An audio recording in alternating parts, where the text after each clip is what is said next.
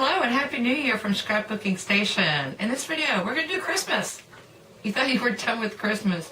The scrapbookers know you've got all the pictures from the holidays, and now it's time to get them laid out and put into your scrapbooks. So I'm going to put the camera over my shoulder and we'll get started. So for this first scrapbook page, what I'm going to do is use a sketch. This comes from Becky Fleck, and I do this a lot in my scrapbooking videos. And they're actually called Sketch 1, 2, 3, 4. Anyway, what it is a large photo, and what it focuses on are these borders. So we're going to do something really pretty with borders and edging, because that's what this is about. Of course, it's all blocked. And we are trimming the tree in this scrapbook page, and I am a little bit concerned about that she's wearing blue, but again, we're going to talk about the photos and how these were created. But first off, you want to kind of pick pattern papers. So this comes from hot off the press. It's called Christmas Sweets, and I'm going to stick with the reds, browns, and crafts. And so these are double-sided, so I've got the planner images on this side, plenty of papers. It's actually 6 patterns where I'm seeing about 4. I'm going to pair them up with some solids. So first, let me go ahead and put the background together, and then we'll be back to talk about edging and trimmings. So at this point, I'm ready to start working on my photographs and some of my edgings. But I do want to show that I do cut holes and everything, especially when you've got a very thin paper, because that's not going to make a difference. It's not going to sink in if I cut out the centers. And so, first off, this back piece, this is actually the one that comes out of here, so I was careful to cut the pattern so that I would have this long piece left over. And also, I decided to go ahead and follow the pattern and just persnickety trimmed that scallop edge. I thought that would make really good difference. I think this one goes this way. Anyway, I'll kind of clear that up, and then, nope, comes across this way, and then this way. Now the other difference, this has a torn edge on the sketch. Nothing really is distressed in this layout, so I am going to skip that part. And now, I was going to talk about trimming the edges of my photo. So I've already created a base that gives me a 1/16 edge, so cut it 1/8 wider. Now I'm just going to take the same framelit, and these come from hot off the press. This is 11 labels and trims. And when I send it through my big shot, I'm going to position it right up to the very edge and get that top edge.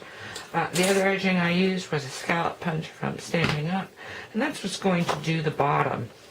Now, Spuddy here, that's the ornament. That is my daughter, who is in this photo. This is her son, so he lives here. This is 10 tags and trims, and it's not nested. Each tag is independent. And so when I mat him, again, I gave him a 16th edge on each side. I am just going to persnickety trim, trying to keep that all even. Now, there is another piece here, or another pattern here, which I think I am probably going to have to use. And I thought I was going to work with this side, but I am probably going to use this lighter pattern because we need to brighten this up just a little bit. So let me get that on here. The other thing I want to do is add or start introducing my border. I've got some borders from Tattered Lace, and so I've got a single link border. They call it Kendallston, and this is a link border, double. So we'll do the double on top, and then I'm probably going to edge my mat or my photos with the single link, and then maybe a couple more links down in here. So let me continue piecing this together, and I'll be back.